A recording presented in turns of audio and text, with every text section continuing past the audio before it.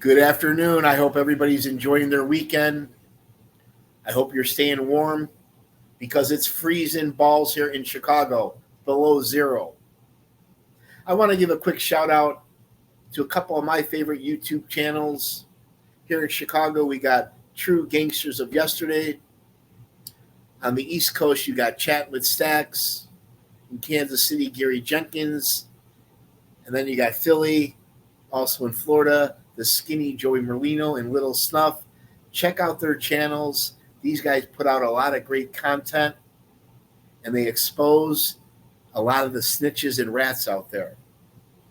Another place I want to give a shout out to, the best classic dive bar in Chicago, if not the entire country, Richard's Bar.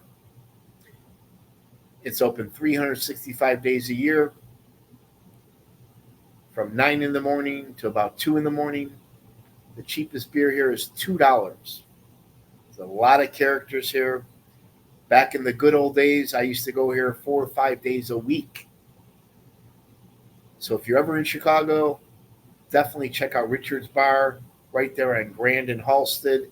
And if you're hungry, they've got one of the best Italian restaurants in the city, La Scarola. But let's get into it. Ronnie Jarrett, master thief, professional burglar, robber, fenceman. This guy could pick any lock, peel any safe, bypass any alarm. Him and his crew pulled off over 200 scores. Ronnie wasn't a made man because he was men's, half Italian, half Irish like me. However, even though he wasn't a made man, he was a loyal and trusted close associate of the 26th Street crew. Ronnie multitasked. Not only did he pull off big-time scores for the crew, he planned and participated in some heavy work. He was a loan shark, an enforcer, and a lieutenant for their multi-million-dollar illegal gambling operation. Now, right here, you got Chinatown, which is right next to Bridgeport. John Scully, the prosecutor, said at trial that Angelo Petria, the boss of the Chinatown crew, and Frankie Schweiss would extort hundreds of thousands of dollars from Ming Ling, and they used that money to build the Italian American Social Club and also to pay off their lawyers. And during Nick's testimony, he testified that at night, right around 11 o'clock, when the restaurants in Chinatown and the restaurants in Greektown would close, that they would reopen and turn them into full-blown casinos for members only. This generated hundreds of thousands of dollars, if not millions, for the 26th Street crew. They also showed that Frank Calabrese's black book as evidence. And in that black book, Frank Calabrese had pretty much every waiter, bartender, cook, busboy, valet, restaurant manager in his black book. They were either gambling with Frank or one of his bookies, or they were borrowing money. Now, here's one of several active social clubs in Chicago. Not too many of these left, but this is straight out of a movie right down the street from Angelo Petria's Fortress, not far from White Sox Park or the old Italian American Social Club. But I bring this up because this was one of Ronnie Jarrett's clubs. This is where he would hang out pretty much 7 days a week. They'd play cards, gamble, cook, plan some of their scores, and break balls, bust each other's chops all day. Now, like a lot of Chicago outfit associates and made men, these guys get all these good city jobs, or work for the state, or work in Rosemont, or work for McCormick Place. They're fresh out of jail, convicted felon, they get a job at McCormick Place or a trucking company. When Ronnie Jarrett wasn't out robbing and stealing, he worked legitimately at Marina Cartridge. This is a mobbed up trucking company right there in the stockyards. I don't want to say the owner's name, but he was good friends with Mayor Daley. Now here's Angelo the Bull LaPetria, boss of the 26th Street crew. Ronnie Jarrett was Angelo's driver, his chauffeur. So that just goes to show you how Angelo the boss, members of the 26th Street crew, how they trusted Ronnie Jarrett. And then it shows you the balls Ronnie Jarrett had to be around Angelo the Bull all the time. Nobody liked being around this guy. But Ronnie Jarrett was the Bull's personal driver, chauffeur. Now here's Nick Calabrese, made member of Chicago outfit, coward, government snitch, was scared to die in the electric chair, decided to flip and cooperate against his brother, Jimmy Marcello. His testimony pretty much crippled what was left of the Chicago outfit. He was good friends with Ronnie Jarrett. They did a lot of scores together. They even did some heavy work together. I found Nick Calabrese credible for the most part, except a few lies that he told. A couple of those lies were, one, he said that out of the corner of his eye, he thought he saw Rocky and Felice at the house in Bensonville, and that Rocky was one of the guys that participated in the beatdown of Splatro brothers. However, Rocky and Felice was under surveillance by the G in a different location. So Rocky could not have been at that house in Bensonville. That's one lie. Also, at first, when the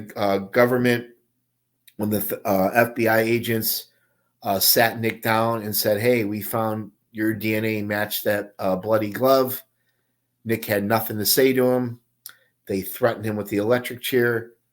The next day, he decided to cooperate. Now, when he first sat down with the agents, he left Jimmy Marcello out. He said it was John Feccarata that picked up him and Jimmy LaPetria and took him to the house in Bensonville. Then Nick changed his mind. He had a change of heart.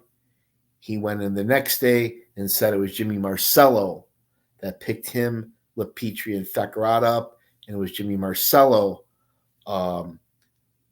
that set up the Splatro brothers. So Nick changed his story there. But that's just two of maybe 3-4 lies that Nick told. But the government does such a good job of cooperating everything. Nicky had so much detail going back to 1974 that the jury did find him credible. Now here's Frank Calabrese, the main defendant at the Family Secrets trial. This is who Ronnie Jarrett reported directly to. They did a lot of scores together. They did some heavy work together.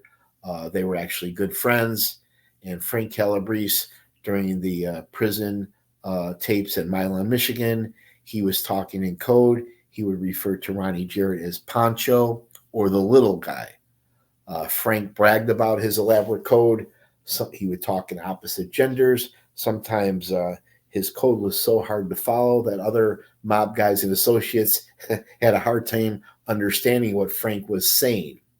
But I'll never forget seeing Frank Calabrese in court.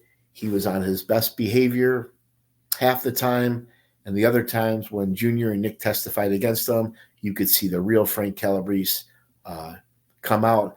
His face would get flush red. He would start to foam at the mouth. He would start pounding his fist on the table, yelling, swearing, standing up, making a complete spectacle in court. Judge Zagel and Joe Lopez had a hell of a time reprimanding him. But imagine being 15 feet away from a real killer like this. But Frank Calabrese did have a pretty good defense that his brother and his son conspired to lock him up forever while they stole millions of dollars. Part of that is true. Now, we'll talk about Ronnie Jarrett Jr. a little bit. He was one of the witnesses at the Family Secrets trial, and he testified that he was kind of obsessed with his father's murder. He was asking every maid guy, every associate that he knew who killed his father and why. He approached his good friend, Nick Ferriola, which is right around the same age, and Nicky was straight with him. Nicky said, your dad had beef with Johnny Apes, and it was Johnny Apes that had your father killed. And it was obviously that Ronnie Jarrett Jr., pretty good looking guy. You could tell he was a young stud. He was devastated, never really gotten over that the outfit killed his father. He said that he'll never forget the day his dad was killed. He was on house arrest for some gambling pinches he took. He heard some gunshots. He ran outside, and the poor kid saw his father laying there bleeding, pretty much dying. He was trying to talk to Junior. Junior couldn't really understand him. And Junior remembered Ronnie Jarrett saying that there was a lot of pain in his arm. Now, Ronnie Jarrett didn't die right there on the spot, but he died a couple of days later at the hospital. But Ronnie Jarrett Jr. testified that the feds told him that his dad's murder was being investigated. They know who did it, and that it was going to be part of Family Secrets 2. Now, that was bad news for a lot of the mob guys and associates. The last thing they want is a Family Secrets 2. But for somebody like myself and other people that are interested in this, we couldn't wait for Family Secrets 2. I think it's been put on the shelf, but hopefully, at least for us, there will be a Family Secrets 2 because there's a lot of unsolved murders and secrets still out there. Hopefully, the government is focused more on drug dealing and terrorism. But I'll never forget Ronnie Jarrett's testimony. He said that after his dad died, Nick and Frank came around one time, and none of the other guys ever came around ever since then. He was also upset that his dad did all that time, 12 plus years in prison, never once ratted, never cooperated, was loyal to the crew, and yet they killed him anyway. They killed him anyways. That just goes to show you what kind of vicious life that is. Here's a loyal member, a loyal associate of a crew, driver, chauffeur of the boss of the crew, makes a ton of money, does heavy work, goes to jail, does his time, doesn't rat, doesn't cooperate, and they end up killing him anyways. Now, here's something interesting. Ronnie Jarrett's mother-in-law's garage. There was so much evidence on this place. I did a story on this. You could check it out in my previous videos. But this was the crew's stash house, if you will, their headquarters. This is where Ronnie Jarrett, Jimmy DeForty, Poker, Feccarata, the Calabrese brothers, and others, this is where they would make bombs, make guns, store cash, stash guns, stash jewelry that was stolen. This is where they would plan murders. This is where they would modify work cars. This is where they would hang out. This is where they would kill people. But this, there was so much criminal activity going on here. I remember driving by thinking, man, if Ronnie Jarrett's mother-in-law only knew half the things that her son-in-law and his friends were doing. But check it out right there on Low Street, not too far from Ronnie Jarrett's house, not too far from Mayor Daley's home. But check out the story I did on Ronnie Jarrett's mother-in-law's garage. This was their the crew's stash house, if you will. Now here's two of the murders that were solved and discussed at the Family Secrets trial. Chicago outfit hitman, associate lowlife Billy Dalber, and his wife Charlotte Dalber. They testified in front of a grand jury. They were leaving a court building in Joliet, and two cars, one a fancy sports car and the other was a van, pulled up next to him, rode him off to the road. You could see the car was damaged there by the collision. That's Dalber's car. And Butch Petroselli and I think it was Scalise from the Wild Bunch got out and shotgun blasted both the Dalbers, killing the wife too, because they were kind of like a Bonnie and Clyde team. Nick Calabrese testified that Ronnie Jarrett and his brother Frank actually made and modified a very special, I think it was a Mustang sports car with a special engine. They also had glove compartments, stash compartments in the car where they could stash guns and other valuables. They had a button on the work car where you would hit the button and the plate would change. I mean, even though it was an old Buick, this car, or an old Mustang, this car was a highly equipped work car. Um, in this particular hit, it showed that the Chinatown crew worked closely with the Wild Bunch crew to pull off the hit, but Ronnie Jarrett, his role in this murder, this double murder, he helped build the work car that was used in the hit. Another murder that Ronnie Jarrett participated in was this low-life scumbag here, John Mendel, another master thief. He was one of the idiots that decided to rob Tony Accardo's house. We all know what happened to each one of those murders. They were brutally rounded up, brutally strangled, tortured, and killed. John Mendel was the leader of that crew, a master thief, good friends with Ronnie Jarrett. So Ronnie Jarrett lured Mendel to the mother-in-law's garage with the promise of a big score. Now, Mendel should have known better, but he fell for the play. When he got into the garage, he was jumped by Frank Calabrese, Nick Calabrese, Ronnie Jarrett, and one or two other guys. They beat him, they strangled him, and this time, after they strangled him, Frank Calabrese gave the knife to Nick Calabrese and said, "You do it." And without any hesitation, Nick Calabrese slit his throat from ear to ear. Nick showed absolutely no remorse. When Nick testified to slitting Mendel's throat, you could hear a pin drop in that courtroom. Now, on a lighter note, I went to a 4th of July party in the Grand Avenue neighborhood, and it was the widow of an associate. I don't want to say her name, but she used to have a crush on John Mendel back in the day, and she was going on and on how handsome he was.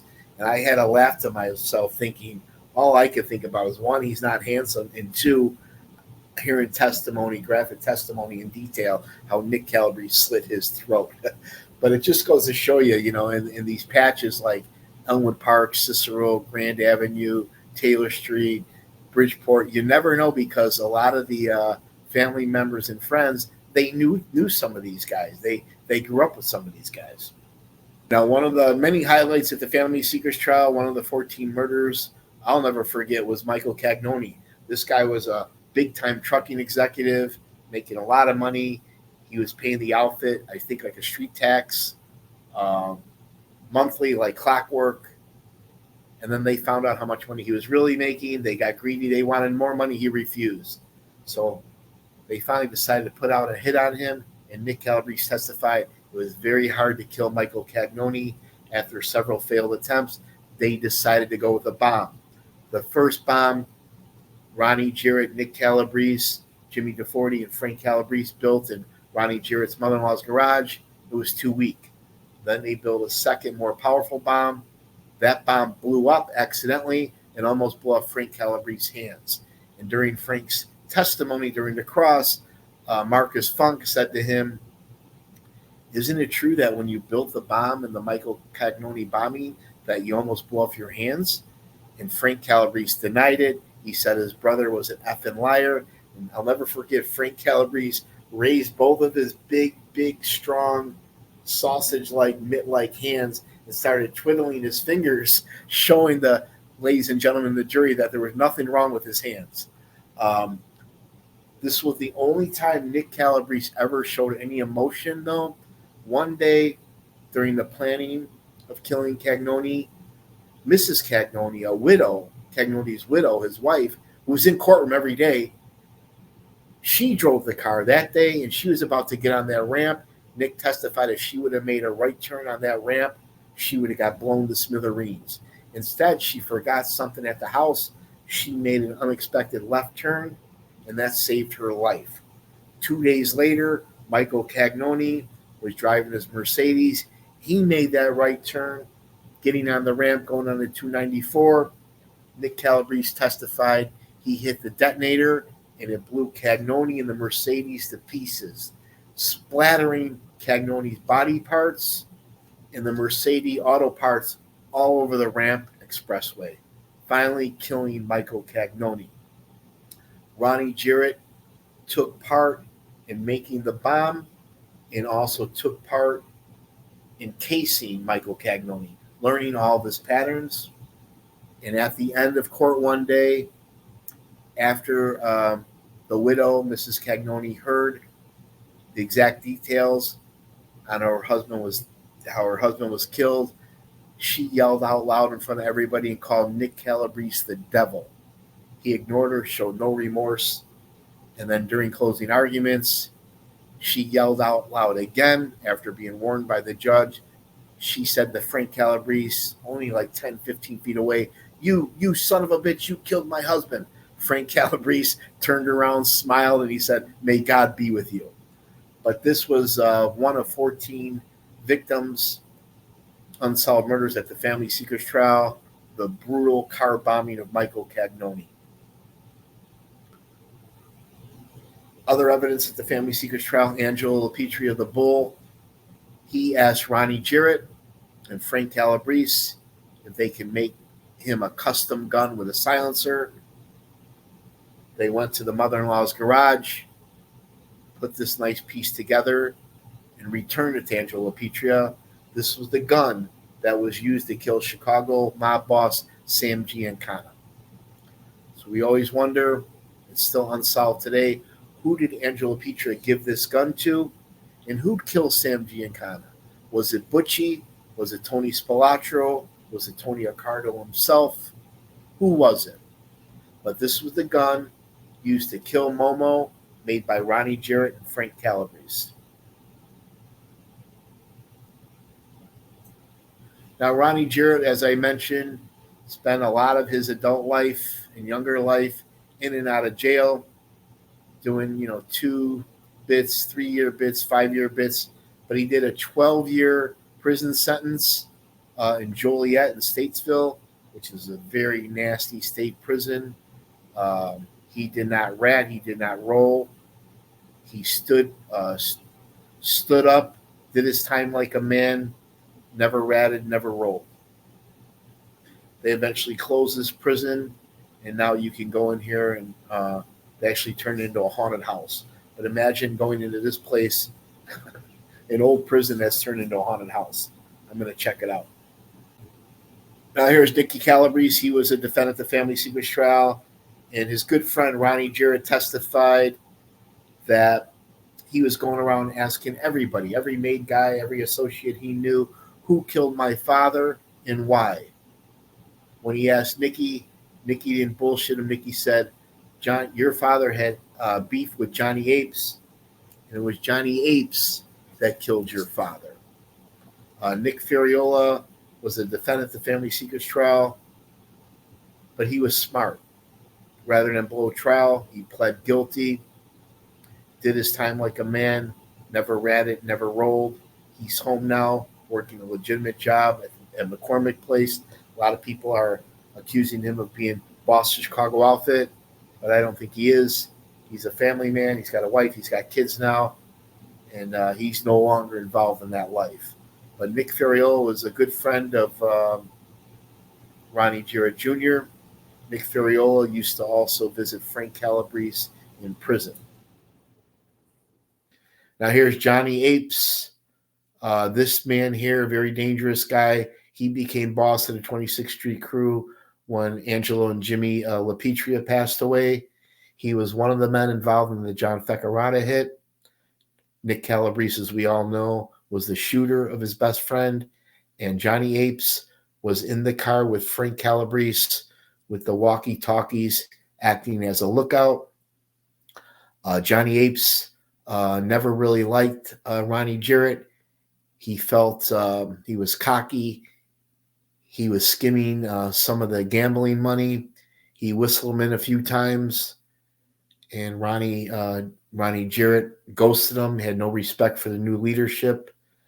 Eventually, Johnny Apes had enough of Ronnie Jarrett's bullshit, and he gave out the contract to have Ronnie Jarrett killed. Eventually, this guy passed away, but this was a very, very dangerous man there, the 26th Street crew. Johnny Apes gave the contract to kill Ronnie Jarrett to this guy, Tough Tony Calabrese, no relation to Nick or Frank Calabrese, but according to the government, a moving van pulled up to Ronnie Jarrett. A masked gunman got out and shot and killed Ronnie Jarrett multiple times. I went to Tough Tony's trial. He eventually was convicted and died a couple years later. But this was the trigger man that killed Ronnie Jarrett on orders from Johnny Apes. Now here's Ronnie Jarrett's home there on Low Street, not far from the mother-in-law's garage, not far from Mayor Daley's house. And Ronnie Jarrett Jr. said that the day his father was killed, he was under house arrest because he got pinched on some gambling charges. He heard some gunshots. He ran outside. Poor kid saw his father laying there, bleeding. He was trying to talk to his son. Junior couldn't understand him, but he remembers his father saying how much his arm hurt. Now, Ronnie Jarrett didn't die right there and then. He died a couple weeks later at the hospital. He was 55 years old, and he was killed back, I think it was right before the holidays, sometime in December 1999. But Ronnie Jarrett Jr. was actually devastated by his father's death. He said, aside from Nick and Frank Calabrese coming around one time, none of the guys ever came around anymore after his dad was killed. And he went on to testify that he thought about seeking revenge on his father's death, but he knew he couldn't fight the whole army, meaning the entire Chicago outfit. He also went on to say that his father was loyal. His father never paid any street tax that he was aware of, and that his father did all that time in jail, never ratted, never cooperated, and yet they still killed him anyways. But just goes to show you, Ronnie Jarrett was no angel, and he eventually got killed by his own crew. Guys, if you like my Chicago mob trial stories, please hit the like button, share. I appreciate all your comments. Enjoy the football games today, whatever you got going on this weekend. And for the few trolls, YouTube smartasses out there, put out the cigarette. Take your dog for a fucking walk. Take the old lady to Walmart. Go to the currency, cash your check, and treat her to the Olive Garden. Okay? Enjoy, guy. Have a great weekend.